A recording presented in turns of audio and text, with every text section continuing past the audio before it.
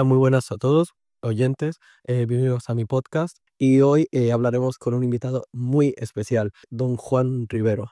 Buenos días, ¿qué tal están? Será una entrevista bastante corta, cómoda sobre todo, y espero que les agrade. Bueno, sobre todo, buenos días, Juan. ¿Qué tal todo? ¿Qué tal? ¿Todo bien? Según tengo entendido, usted es de un pueblo, ¿no? Sí, yo soy un pueblo de la provincia de Málaga, al norte, un núcleo rural de unos 4.500 habitantes, y en él me crié hasta los 16 años, sí. ¿Y crees que vivir en un entorno que normalmente se suele entender como cerrado le ha limitado llegar más lejos o le ha motivado? No hay impedimentos especiales. Podíamos tener algún tipo de problema a la hora de hacer el bachillerato, puesto que no había centros de bachillerato en el pueblo, o de secundaria, como se le llama ahora. Pero la enseñanza primaria estaba bien desarrollada, los años 70 del siglo XX, y no había problemas especiales para hacer la enseñanza primaria. Después, para trasladarnos a hacer la secundaria, sí teníamos que ir y venir todos los días al instituto más próximo, que estaba en una ciudad que se llama Antequera, que estaba a 30 kilómetros del pueblo. Ahí sí era más duro porque había que ir y volver todos los días en autobús y se perdía bastante tiempo. En la época era hora y media para ir y hora y media para volver. Entonces, por ahí sí fue más duro hasta los 16 años. Pero no hay impedimentos especiales, porque lo fundamental a la hora de criar a los hijos y de desarrollarte como alumno y como hijo es tener mucho cariño en la familia y tener un ambiente sano, equilibrado y que la gente te apoye. Y eso normalmente en los pueblos se daba. Entonces ahí no había problemas, impedimentos especiales. Y una vez que quisiste hacer el bachillerato y luego la uni, ¿cómo hiciste? Bueno, tuve la suerte de que mis padres se fueron a vivir a Málaga por trabajo y ya en Málaga sí tuve el instituto masculino, había solo un instituto en Málaga, masculino y otro femenino. En esos momentos la educación era diferenciada, había institutos para chicos e institutos para chicas, ¿no? Pero en el instituto masculino era un instituto muy bueno, de muy alto nivel, con magníficos profesores, y yo aprendí mucho, nunca tuve impedimentos especiales. Además, ya en Málaga te encuentras con que teníamos buenas bibliotecas a las que podíamos ir a la hora de estudiar y a la hora de investigar o de hacer trabajo, con lo cual en Málaga se me abrió mucho la posibilidad de estudiar bachillerato y después la universidad. Ahí fue ya mucho más rico la enseñanza y mucho más rico las posibilidades que había de trabajar por la biblioteca, por los espectáculos, por el cine. Era mucho más enriquecedor la ciudad en ese sentido que el campo. Tú, cuando eras joven, ¿sabías que querías ser profesor o lo descubriste después? No, yo solo tenía la pasión desde pequeño de querer ser historiador. A mí me gustaba mucho la historia, yo no sé cómo me vino ese.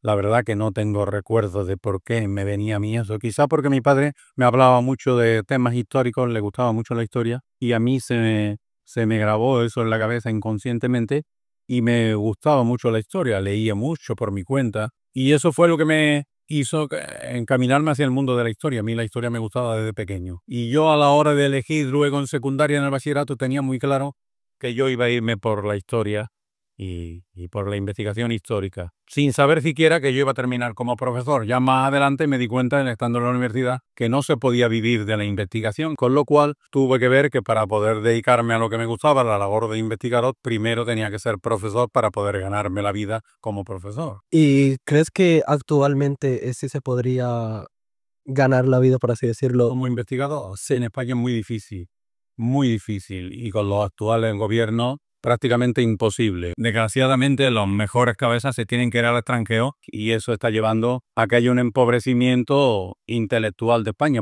Y una vez terminó la carrera, ¿qué fue lo primero que hizo con el título? Con el título, seguir estudiando. Realmente, cuando acababas la carrera, tú te dabas cuenta que sabías poco y ponerme a investigar. Tuve la suerte de optar a una beca que me dio el Banco de España para investigadores jóvenes, porque opté a ella por un trabajo que se presentaba para poder competir con otros muchos estudiantes que se presentaban a esa beca. Tuve la suerte que me la dieran a mí y estuve 2 años investigando en Madrid con el dinero de esa beca, que era apenas para comer y para fotocopiar cosas de los archivos de la biblioteca. Estuve 2 años así. Después me presenté a oposiciones, saqué las oposiciones y ya en cierta forma me independicé. A partir de ahí ya pude pagarme mis investigaciones por mi cuenta. ¿Cómo escribiría experiencia en la milicia? En la mili, Bueno, la mili era algo en aquellos tiempos muy poco deseado por los universitarios. Yo estaba haciendo la carrera, no quería ir a la mili y pedía aplazarla. Me intenté librar con una cosa que se llamaba la milicia universitaria, pero se lo daban a muy poca gente de lo que solicitaba. Esa milicia no me la concedieron a mí, no me hicieron el menor caso. Entonces me tocó, cuando terminé la carrera, me tocó Marina, que era la más larga, 1 año y medio en Marina. ¿Dónde dio clases a lo largo de su vida? Empecé por Málaga, en el Instituto Picasso. Después estuve en la línea de la Concesión. Después volví a Málaga. Después di clase en Junquera. También di clase en Campillos. Luego di clase en Madrid. Luego salté a Nador. Luego volví a Melilla. Luego de Melilla fui a Colombia. Luego de volver de Colombia volví a Melilla a trabajar. Luego de Melilla, la segunda vez, solicité Brasil. Estuve 6 años en Sao Paulo. Luego de Sao Paulo volví a Melilla. Y luego de Melilla estoy en Larache. Una vida interesante. Una vida larga. ¿Cómo describiría su estancia en cada uno de los países en los que estuvo, principalmente en Colombia y Brasil? Me gustó mucho, fue muy enriquecedora, aprendí mucho en Colombia, tuve excelentes alumnos, viajé mucho desde Colombia y fue riquísimo, ¿no? Lo que sí es aprender mucho costumbres locales y el tratamiento de la lengua. Realmente en Colombia, por ejemplo, la gente lo sabe poco, pero se habla el mejor castellano del mundo. Entonces yo disfruté mucho de Colombia, tanto desde el punto de vista cultural como humano, ¿no? Estuve 6 años maravillosamente en Colombia. Brasil después de volver de Colombia, mi objetivo fue Brasil. Estuve 3 años en Melilla y solicité Brasil, saqué también la plaza. Dicho sea de esto, te cuesta mucho, tienes que prepararlo como una oposición, es muy duro porque hay mucha competencia, te presentan muchos profesores y todos proveedores con experiencia, tienes que haber sido profesor antes en España. Entonces la siguiente vez salí a Brasil porque a mí Brasil me interesaba mucho todo lo que es la cultura afro-brasileira. Yo había conocido amigos uruguayos que me habían hablado mucho de las costumbres, de las religiones afro-brasileñas. Entonces yo tenía mucho interés por conocer esa cultura negra de los antiguos esclavos que habían llegado a Brasil y que habían desarrollado su cultura allí, incluso como esclavos y luego como personas ya no esclavas a partir del final del siglo XIX. Y por conocer la cultura afro-brasileña pedí Brasil, tenía mucho interés. Y tuve la suerte de sacar la plaza de Sao Paulo, trabajar con alumnos no precisamente afro-brasileños, porque en el Colegio Español de Brasil es un colegio caro, es un colegio privado con una colaboración del Ministerio de Educación español de titularidad mixta. Y en todos los años que estuve allí solo conocí a un afro-brasileño, a un alumno. Los demás eran alumnos todos de raza más que blanca. Pero sí conocí muy bien Brasil. Conocí Bahía, conocí el Pantanal, conocí la selva amazónica, conocí Minas Gerais, es una zona muy bonita de antiguas minas portuguesas de oro, de plata, zona de minerales preciosos. Y conocí también el sur, la zona que linda con Argentina, la zona gaucha de Brasil. Así que aproveché para conocer ese continente que es Brasil. Y también estuve muy contento y aprendí mucho en Brasil. A mí lo que me interesan sobre todo de los viajes y de las estancias en otros países es, bueno, seguir aprendiendo, seguir creciendo y seguir conociendo gente. Y todas esas cosas las he conseguido, tanto en Marruecos como en Colombia, como en Brasil. He conseguido todos esos objetivos, ¿no? Según me han contado, usted fue a Rusia durante la época del comunismo. ¿Cómo describiría esa experiencia? Pues fue muy triste, porque fue poco antes de caer el comunismo, un año antes del golpe de Estado de Yeltsin. Y yo iba con mucha curiosidad por conocer Rusia y la Rusia soviética, la Rusia comunista, que es como la veíamos desde Occidente todavía, ¿no? Aunque había leído mucho sobre Rusia, a mí no me espantaron muchas cosas, no me sorprendieron, pero sí el contraste, pues la vi una sociedad muy empobrecida, muy jerarquizada, muy triste. Lo que más me sorprendía era la tristeza de la gente. Es como si hubiese una depresión colectiva, me daba la sensación de que la gente sufría mucho. La miseria en el metro de Moscú, la gente muy pobre, el alcoholismo en las calles. Todas esas cosas a mí me sorprendieron mucho, ¿no? Tanto Moscú como Kiev, como San Petersburgo.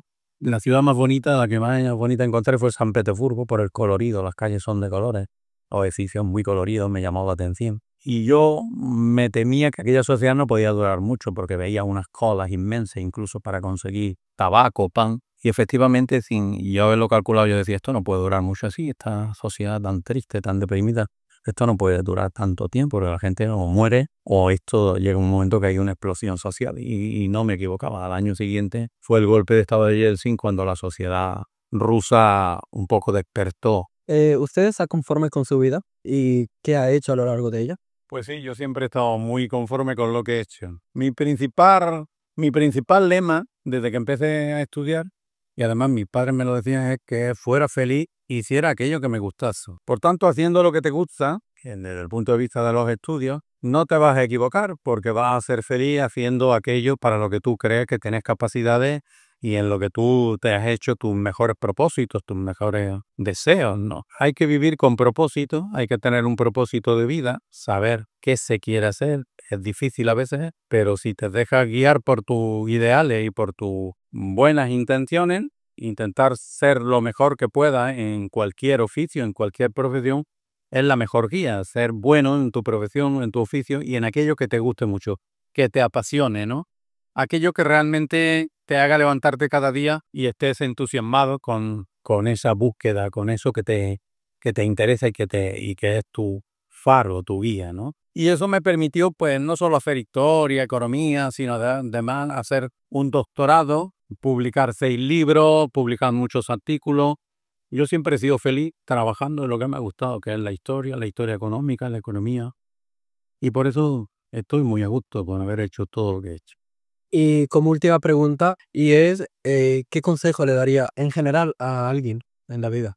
¿A alguien en la vida? Pues que busque siempre el cariño de los demás, de la familia, de los amigos, que quiera mucho a la gente, que repartamos. Se recoge, mejor dicho, lo que se siembra. Si tú repartes cariño, amistad, amor, lo vas a recibir también. Y que después busque siempre la felicidad suya la de los que le rodean. Y el dinero debe ser secundario en la vida de las personas.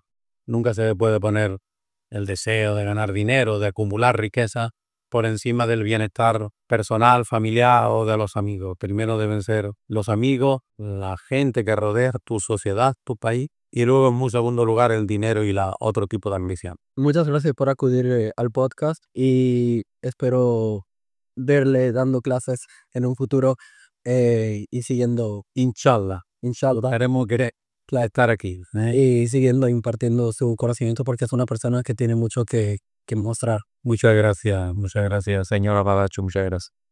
Adiós. Adiós.